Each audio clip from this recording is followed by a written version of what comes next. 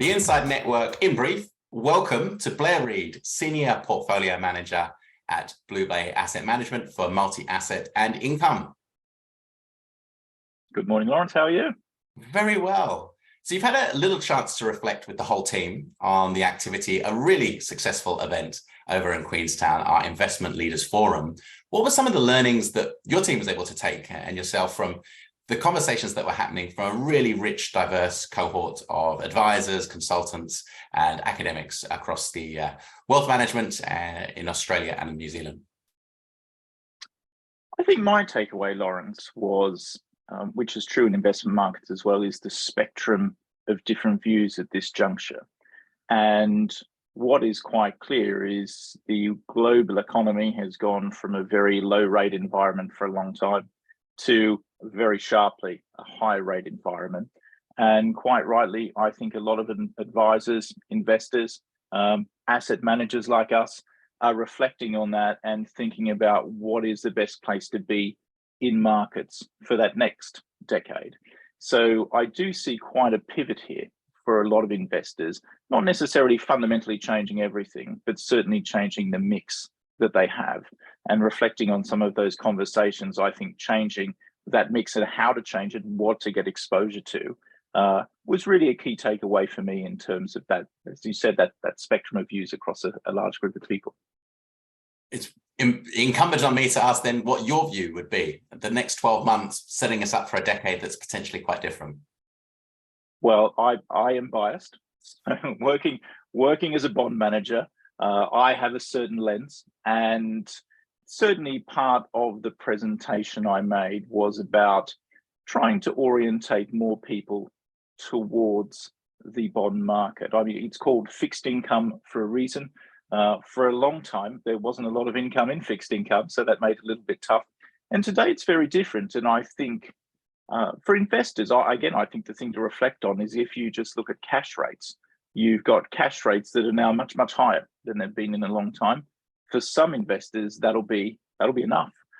The next step up is really my world, which is bonds, which is effectively doing better than cash rates by a few percent, taking a little bit of credit risk to do that, but risk adjusted, still very attractive opportunities. And then beyond that, you have equities. So I see particularly a lot of Australian and New Zealand investors very, and this is I guess a European or a London view where I'm based, very much equity heavy. And Europe has typically been not more bond heavy, but a lot more bonds in the mix. So I'm hoping that more investors skew, I guess, some of that marginal money into the world of bonds. And I think one attraction for that market is the yields on offer today. So in some parts of the market, you have almost double-digit yields, which is something we haven't had for a long time. So we certainly see some investors thinking about allocating, not necessarily out of equities to bonds, but it can be out of all different asset classes, but increasing that bond exposure over time. So that would be my hope, and time will tell whether that hope is realized. And touching on the challenges of looking at the current environment, one of the conversations we heard was this potential wave of defaults. Is that something that you think investors should be factoring in to their thinking?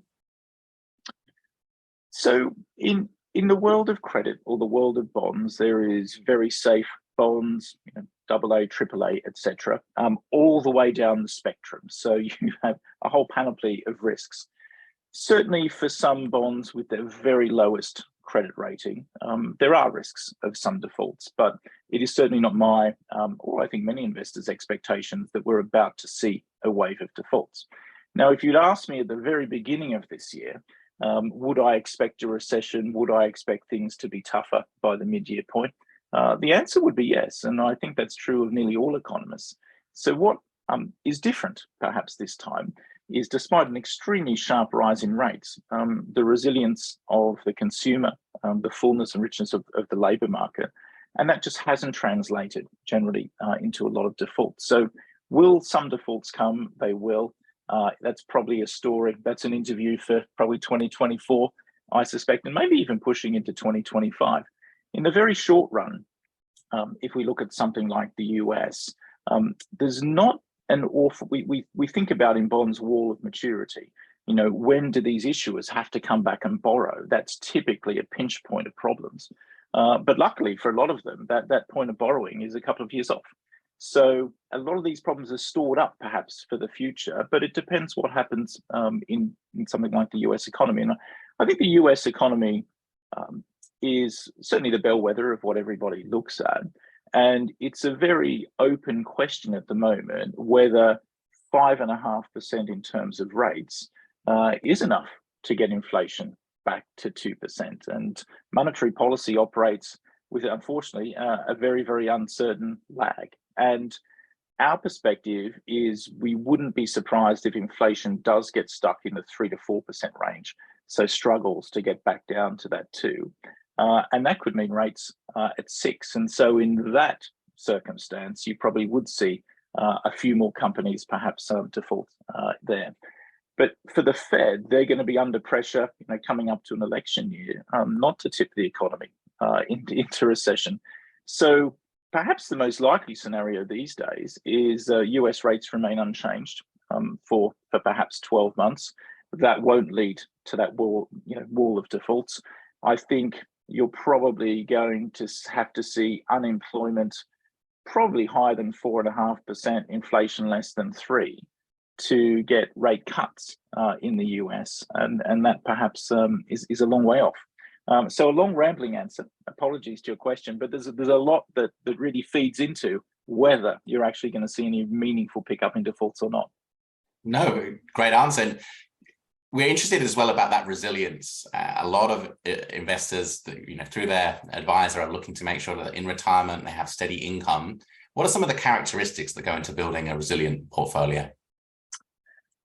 So the fundamental trade-off, I think, of resilience versus income level is credit quality. So the higher the quality, the lower the income.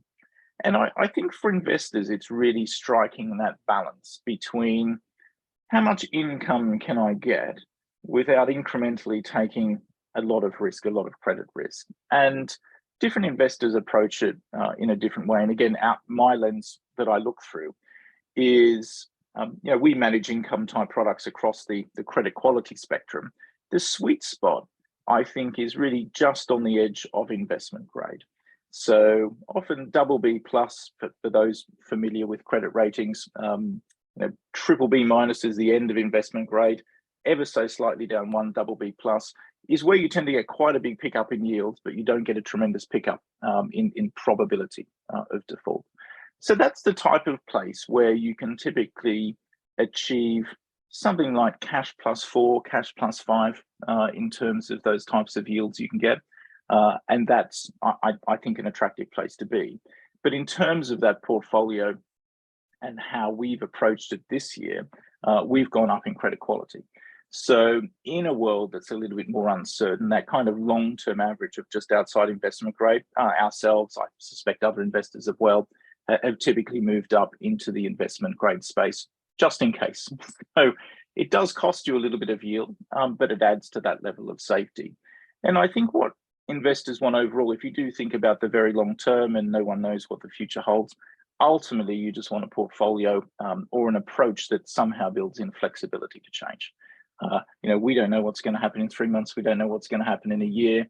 Something that can flex to whatever is happening in those periods, I think, is going to be absolutely key for the long term.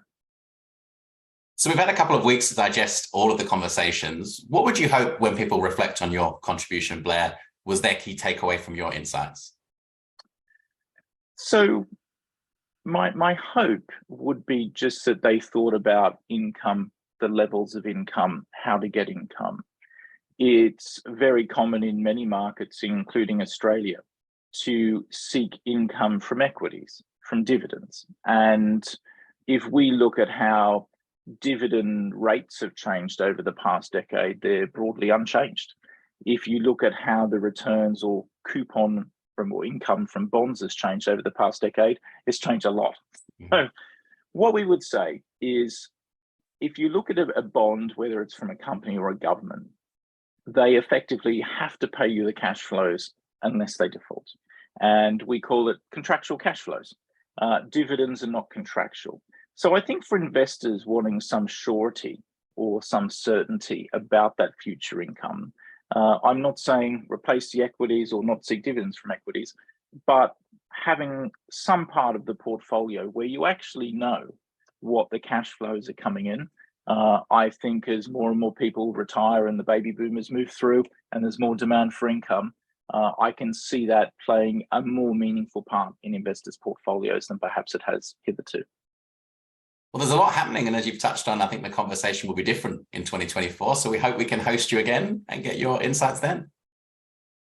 Indeed. Thank you very much, Laurence. Thanks, Blair.